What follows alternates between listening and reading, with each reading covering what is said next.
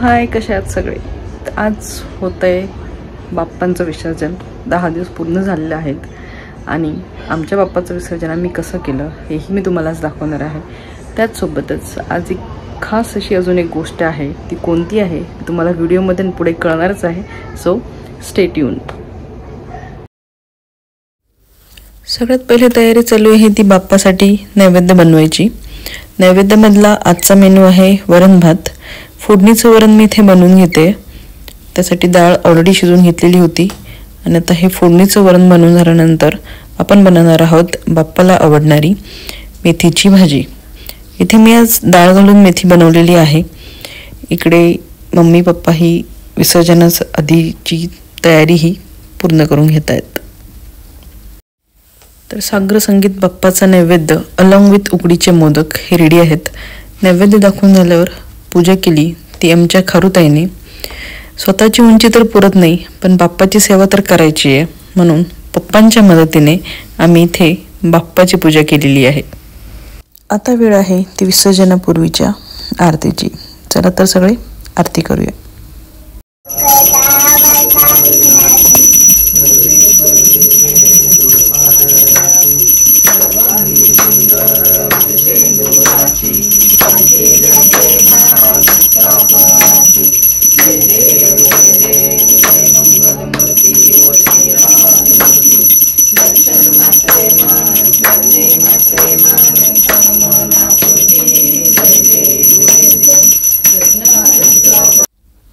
आरती झालेली होती. आता वेळ होती ती विसर्जनाची. रिसेंटलीच आम्हाला कळलं की विसर्जनाची खरी पद्धत कशी. तर त्याप्रमाणे आधी सुपारीची पूजा करून ती थोडीशी हलवली.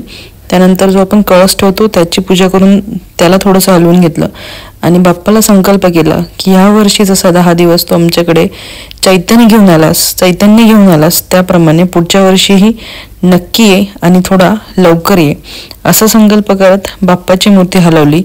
बाप्पाला संपूर्ण घर दाखवलं.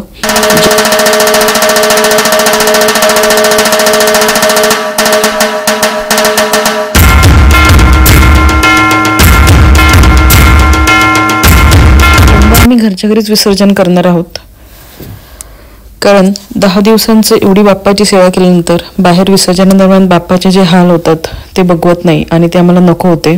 म्हणून आम्ही घरच्या घरीच विसर्जन करायचा निर्णय घेतलेला होता. पुढच्या वर्षी लवकर याचा जल्लोष करत आम्ही इथे बाप्पाचं हे विसर्जन केलेलं आहे. बाप्पांचं विसर्जन इथं झालेलं आहे. 10 दिवसांची सवय ही बाप्पा गेलेत आता.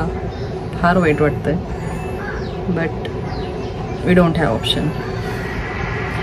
सो लाईफ है, चलती रहती है. तर आता आपण बघणार आहोत या ब्लॉगचा दुसरा सेगमेंट, कारण आज आहे आमच्या खारुताईचा 6th बर्थडे. सो आता आपण तयारी करणार आहोत त्या बर्थडेसाठीची. सो चला तयारीला लागू. तर ह्या वर्षीची डिमांड होती तर थीम असायला हवी ती माशा अँड द बेअरची. तर त्याच तयारीमध्ये सध्या मी आणि नवरोबा आहोत. आणलेलं सगळं सेटअप लावायचा प्रयत्न आम्ही इथे करतोय आणि अशा पद्धतीने छोटंसं सिम्पलचं डेकोरेशन करून आम्ही इथे आता रेडी आहोत.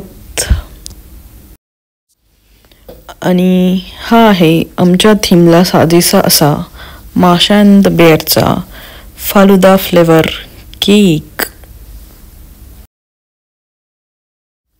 संध्याकाळ झालेली आहे. सगळी फ्रेंड्स, सगळी बच्ची कंपनी आता इथे हजर आहेत. आता आपण सुरुवात करतोय ती बर्थडेला. सगळ्यांचे चिवचिवाटामध्ये तिचं ऑप्शन हे झालेलं आहे आणि आता वेळ होती ती सेलिब्रेशनची.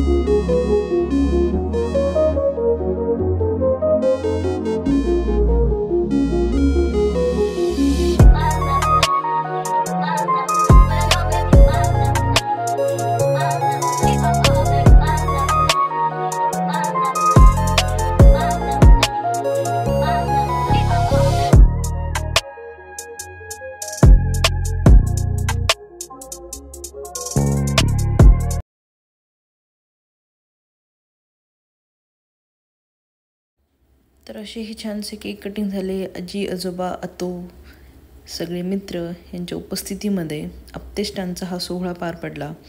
चिल्ल्यापिल्ल्यांनी मस्त फ्रेंच फ्राईजवरती ताव मारला आणि आमच्या खारुताईचा हा वाढदिवसाचा सोहळा सुफल संपूर्ण झाला.